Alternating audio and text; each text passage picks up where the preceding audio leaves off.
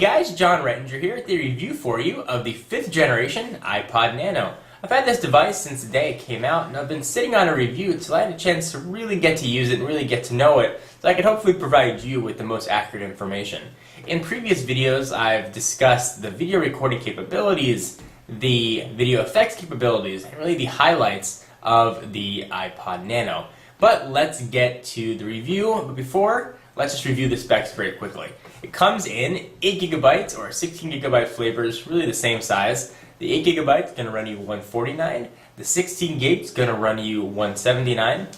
It's got a 2.2-inch diagonal display, which actually really does look quite nice and is noticeably larger than the last generation. It does record video. On the back, there's a little video camera. It'll record at H.264 VGA resolution, which means it comes in at 640 by 480, so not HD, and up to 30 frames per second. It also has 15 real-time effects. So that's all technical stuff. What does that mean? Well, it does not record in HD, but it does record video at a very high quality. If you want to see a comparison of video versus, say, the Flip Minnow HD, I'll put a link to that in the sidebar, and maybe somewhere around here you can click and see the comparison head-to-head. The Nano really did stack up quite nicely against an HD camera. Certainly it's not HD, but the video and especially the audio quality that came out of it were really very impressive. So the Nano is obviously a MP3 player first. So how does it do with its MP3 playing abilities? Well, it's an iPod, so quite obviously it's fantastic. It's got an accelerometer built in, which is quite nice. So when you're scanning for music or looking around, you can just turn it and you can go through and scroll through everything that you have landscape-wise, which is quite nice. And it's more of another visual representation for how to use the device.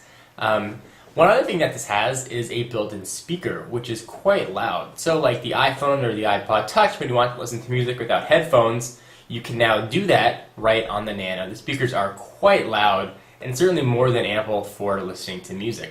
It also has a built-in pedometer, which works quite nicely. It's got voice control, so you can tell it to really do what you want, sort of as you would almost with an iPod Shuffle, the new generation iPod Shuffle at least. It does really just work as advertised. It's got the shake to shuffle functionality, and it's quite small and pocketable. Now, one of the questions that I get quite a bit is, why would I get a Nano? I already have an iPhone or an iPod Touch. And I thought about that for quite a bit, and I think Apple really hit the nail on the head with the iPod Nano, and here's why. People are going app crazy nowadays, downloading tons and tons and tons of applications on their phones. Personally, I've got 6 pages of applications on my iPhone, and those take up space. Also, now being able to record video, I find myself recording a lot of things that ordinarily I wouldn't, and that takes up space as well. So whether you've got a 60GB iPhone or a 32GB iPhone, space may be at a premium, and you may want something that just holds your music, so you can free up that space for video, TV shows, movies, applications, whatever else you might have. I think that's where the Nano really comes in. This thing is so small, you can just drop it in your pocket and have no idea that it's there and get completely lost. Or if you've got an iPod Touch and you wish you had video recording capabilities, you're out with some friends and you want to record someone doing a skateboard trick or whatever it is you're doing, you can now just bust out your Nano, take a quick video, throw it in your pocket, upload it when you get home, and see your friend fall on his face. So I think the Nano really does have a very big niche. I think it services a lot more people by having the video recording functionality. I would never have considered a Nano really without the video recording functionality, and I think surprisingly it works quite nicely.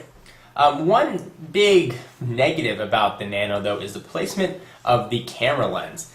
Any way you hold it while recording, your finger seems to always be right close to on top of it. Really, no matter what you're doing, you have to be very careful about how you're holding it to make sure your finger does not go and hit the device. Just something to keep in mind, certainly not a deal breaker. So who do I recommend the iPod Nano to? That's another question that I get quite a bit. Well, if portability is important to you, if you're a gym rat and you always want something that you can take to the gym, but a screen is something that you need to have, the iPod Nano is a fantastic way to go. If you're a runner and you can just strap the thing onto your arm, clip it onto your belt, throw it in your pocket, the Nano is absolutely fantastic, and the pedometer feature really only adds to that. If you want something separate to hold your music, if your iPhone is filled up or your old iPod Touch is filled up. If you want a speaker to listen to music, it's a great way to go. It also has a voice dictation functionality, so if you're a college student and you want to record your professor taking notes, this is now a perfect device to do everything. You know, Apple hasn't been one to really release standalone devices. All their devices, at least in recent time, do quite a lot. The iPhone, it's a phone, it's an internet tablet, it's an iPod. And, that tradition really keeps true with the iPod Nano. It's not just an MP3 player. It's now a video recorder. It's now an audio recorder. It's now an external microphone, external speaker, it's speedometer. It does so many things that it really is a jack of all trades, and it does them all well.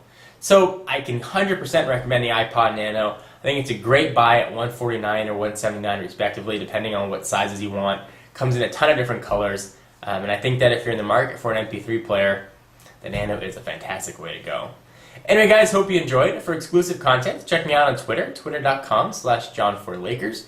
And to learn more about Techno Buffalo, technobuffalo.com. I'll see you guys in the next video. Bye-bye.